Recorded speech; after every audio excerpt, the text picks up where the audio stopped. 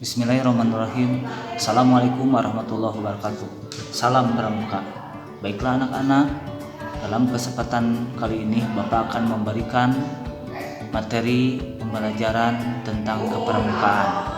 Di dalam masa pengenalan lingkungan sekolah, salah satunya di SMP Dharma Yanti ini ada ekstrakurikuler pramuka yang wajib kalian ikuti dan pelajari. Tentunya ini adalah pembelajaran ekstrakurikuler wajib ya.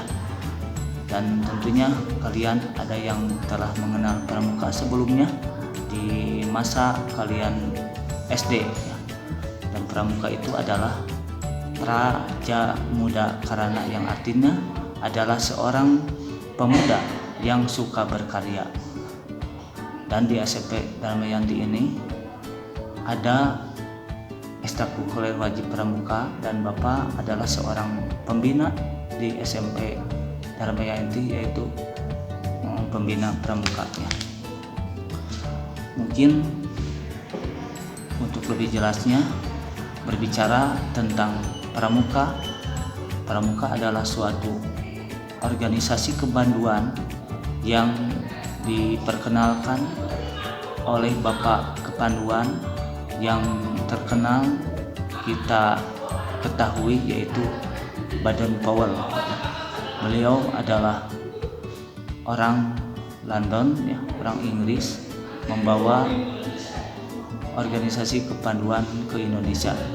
Dan kepanduan-kepanduan di Indonesia itu banyak didirikan, dan akhirnya kata kepanduan itu menjadi organisasi kepramukaan yang akhirnya sampai saat ini terkenal dengan pramuka ya, atau organisasi gerakan pramuka.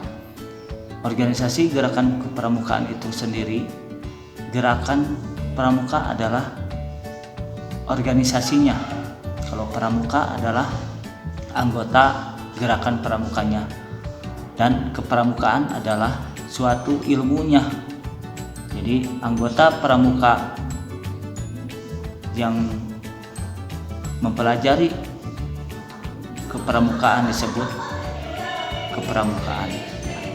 Anak-anak, sejarah gerakan kepramukaan atau kepanduan di Indonesia telah dimulai sejak tahun 1923 yang ditandai dengan didirikannya organisasi-organisasi Belanda, yang mana dulu banyak organisasi-organisasi Belanda yang ada di Indonesia. Di antaranya ada Nasionalis Pandirbij Organisasi atau yang dikenal dengan NPO ya, yang ada di Bandung kali itu. Terus sedangkan di tahun yang sama di Jakarta didirikan oleh Belanda juga yang dinamakan Jong Indonesia Padvinderis ya, atau disebut JIPO. Gerakan pramuka bertujuan untuk membentuk setiap pramuka satu memiliki kepribadian yang beriman, bertakwa, berakhlak mulia, berjiwa patriot, taat hukum, disiplin, menunjung tinggi nilai-nilai luhur bangsa, berkecakapan hidup, sehat jasmani dan rohani. Yang kedua, tujuan pramuka itu sendiri adalah menjadi warga negara yang berjiwa Pancasila, setia dan patuh kepada negara Republik Indonesia, serta menjadi anggota masyarakat yang baik dan berguna bagi nusa bangsa dan agama, dan dapat membangun dirinya sendiri menjadi mandiri serta bersama-sama bertanggung jawab atas pembangunan bangsa dan negara, memiliki kepedulian terhadap sesama hidup dan alam lingkungan. Makanya di dalam materi pramuka yang menjadi dasar kalian harus memiliki atau mendasari, yaitu dengan adanya Trisatya dan Dasadharma. Trisatya itu adalah 3 janji, dan Dasadharma adalah 10 ketentuan atau moral yang harus kalian miliki di dalam jiwa kalian masing-masing. Dan tentunya sedikit akan Bapak kilas tentang Dasadharma. 1. Takwa kepada Tuhan Yang Maha Esa. 2. Cinta alam dan kasih sayang sesama manusia. 3. Patriot yang sopan dan kesatria. 4. Patuh dan suka bermusyawarah. 5. Rela menolong dan tabah. 6. Rajin, terampil dan gembira. 7. Hemat, cermat dan bersahaja. 8. Disiplin, berani dan setia. 9. Bertanggung jawab dan dapat dipercaya. 10. Suci dalam pikiran, perkataan dan perbuatan. Itu yang harus kalian miliki sebagai anggota pramuka, dan Bapak juga semua juga di sini kita bersama-sama untuk menjadi orang yang berakhlak mulia ya. Tentunya kita sedikit-sedikit belajar, dan di dalam materi pramuka ini akan diberikan sedikit-sedikit materi tentang Trisatya itu sendiri ya. Anak-anakku sekalian, tentunya yang terakhir Bapak akan memberikan tentang lambang gerakan pramuka ya.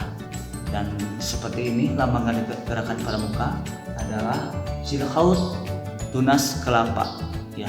Adalah silhaut tunas kelapa. Silhaut itu adalah sebuah bayangan, atau makna dari silhaut itu adalah bayangan ya. Bayangan tunas kelapa ya. Kenapa lambang gerakan pramuka diambil dari tunas kelapa? Karena tunas kelapa itu atau kelapa itu sendiri banyak kegunaannya ya. Kita lihat contoh seperti di pantai, di sawah, bahkan di pemukiman ada pohon kelapa ya. Mungkin yang kita lihat pohon kelapa itu adalah pohon yang kuat ya. Kena hujan, kena badai, kena apapun juga, itu adalah pohon yang kokoh, berdiri tegak ya, dan tahan lama. Nah, itu adalah simbol bahwa anggota pramuka harus kuat ya. Tentunya kuat iman, kuat imun, kuat jasmani dan rohani ya. Dimulai dari akar itu bisa bermanfaat untuk obat ya. Terus dari batang, dari pohon kelapa itu sendiri sangat banyak manfaatnya ya, untuk digunakan sebagai kayu bangunan ya, untuk digunakan untuk bahan bangunan. Terus dari daunnya itu sendiri, daunnya berguna untuk hiasan ya, seperti membuat janur, terus untuk membuat sapu lidi dan lain-lain, untuk ketupat ya. Mungkin itu adalah salah satu kegunaan manfaat dari pohon kelapa dari akar sampai atas. Dan yang paling berguna sekali yaitu adalah air kelapanya ya. Air kelapa itu berguna untuk minuman kesehatan ya, dan mungkin kelapanya itu sendiri untuk bahan masak ya, bahan masak makanan dan lain-lain sebagainya. Anak-anakku sekalian, mungkin sekedar perkenalan materi kepramukaan. Untuk lebih jelasnya, lebih luasnya Bapak akan berikan nanti di dalam kesempatan pertemuan pramuka di kelas kalian masing-masing. Demikian materi yang akan Bapak sampaikan. Mohon maaf atas segala kekurangan dan kesalahan.